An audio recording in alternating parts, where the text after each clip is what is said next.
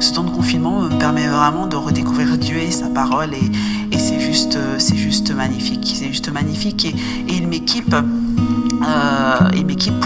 pour l'œuvre qui m'a confiée de Passion Conférence, qui est cette œuvre extraordinaire pour les femmes.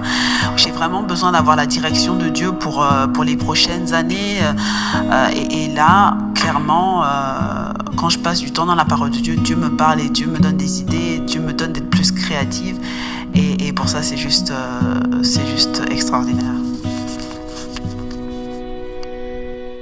La notion du temps confiné qui s'écoule sans qu'on en connaisse vraiment la fin, pour la femme, pour l'homme, et on voit ça dans la Bible, c'est souvent juste insupportable, au lieu d'être juste extraordinaire, comme Prisca le dit. Ou alors oui, ça peut l'être si on l'accueille, si on l'accepte comme un temps nouveau à laisser bouger en nous. Pas si facile.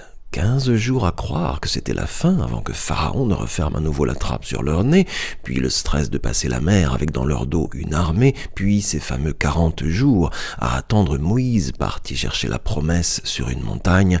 Non, évidemment qu'ils ont perdu tous leurs repères. La question c'est, est-ce qu'on vit ce confinement comme un moment de désert ou un moment de source et de reconstruction des repères? Prisca, c'est plutôt comme ça qu'elle choisit de le vivre. C'est vraiment un moment où je prends mon temps dans la lecture et la méditation de la parole de Dieu. C'est vrai que j'ai une vie à 100 à l'heure, je travaille à temps plein, 3 enfants, et c'est pas tous les jours facile de dégager du temps pour méditer la parole, mais là, je chéris vraiment ces moments, en fait. Parce que habituellement, je suis une personne qui écoute beaucoup d'enseignements, des podcasts.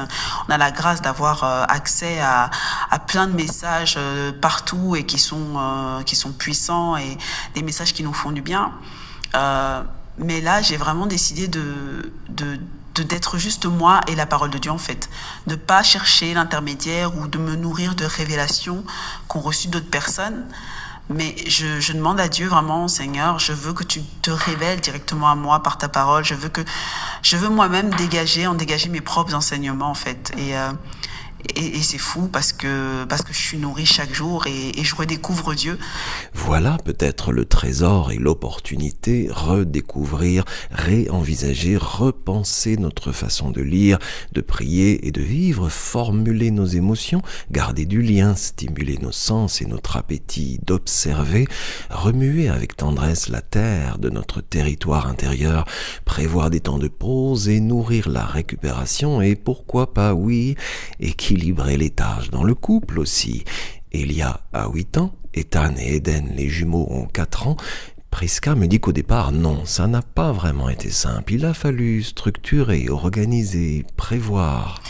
Donc c'est vrai que le confinement pour nous ça a pas été facile au début, étant donné que mon mari et moi nous sommes en télétravail et nous avons 3 enfants à la maison, donc il fallait en même temps, fallait s'occuper des enfants, des devoirs et en même temps nous de notre côté au niveau du travail on avait des délais à respecter, donc c'était assez difficile. Et puis au bout de peut-être 1 ou 2 semaines on a trouvé finalement notre petite routine qui marche plutôt bien.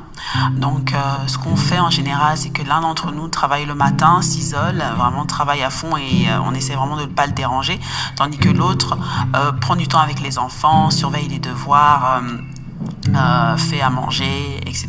Et puis après, on change pour le reste de la journée. Et je pense finalement, c'est ce qui nous convient le mieux parce que ces temps qui sont difficiles, les enfants ont besoin de nous, les enfants demandent beaucoup d'attention. Heureusement, on a la grâce, merci Seigneur, d'avoir un grand jardin. Donc avec le soleil en plus qui est là en ce moment, on passe de belles journées en famille. On essaie vraiment d'avoir des bons moments de qualité. Il y a des spectacles qui s'organisent quasiment tous les soirs. On essaie de faire des jeux en famille. Je pense qu'avec les obligations du quotidien, nos responsabilités à l'église ou le travail la semaine fait que des fois on n'a pas vraiment le temps à consacrer à notre vie de famille. Donc au final, ce temps de confinement, je pense que c'est un bon moment où on peut mettre pause et se recentrer sur nous en tant que famille. Voilà, vivre le nous plutôt que le je d'une façon nouvelle. Arrêter de courir comme des dingues, relâcher la vis de l'égocentrage. C'est la seule façon de nous connecter à quelque chose de plus grand que nous pour permettre d'entrer dans un temps que dans la tradition biblique on appelle Moed, ce terme qui désigne le temps de rencontre avec le divin, avec le tout autre, où soudain le sens qu'on donne à ce qu'on fait n'est pas généré par le désir de résultat ou de gain, mais par le simple fait d'être témoin de ce qu'on vit dans la relation à Dieu, dans le Moed. Et ça, c'est précisément ce que Prisca puise dans sa méditation ces jours-ci de ce que Jacques écrit à propos de ce qu'on fait et comment on le fait, justement. Donc, Jacques nous enseigne au chapitre 2 que la foi sans les œuvres est morte. Donc, pour moi, c'est vraiment une méditation qui me parle, surtout en ce temps très très difficile, en cette période très difficile. Et j'essaye vraiment de mettre ça en pratique, en fait. J'essaye vraiment de mettre ça en pratique dans mon quotidien. Donc, ça se concrétise par des choses toutes simples. Lorsque je vais faire des courses, par exemple, maintenant, je vais voir mes voisins qui sont un peu plus âgés, qui ont plus de difficultés à se déplacer, et puis je vais faire des courses pour eux, ou avec mon mari, on propose à ma voisine qui est à la retraite d'aider à tondre sa pelouse. C'est des choses toutes simples, mais je pense que c'est là où vraiment on peut vraiment manifester notre foi de façon concrète. C'est lorsqu'on prend soin des gens qui sont autour de nous. Donc, oui, si je peux vous encourager dans ce sens, pendant ce temps de confinement, c'est de prendre soin des vôtres, prendre soin de vos proches, prendre soin de vos amis, de vos collègues de travail, montrer que vous êtes là. Et je pense qu'en tant que chrétiens, c'est ce que nous devons faire.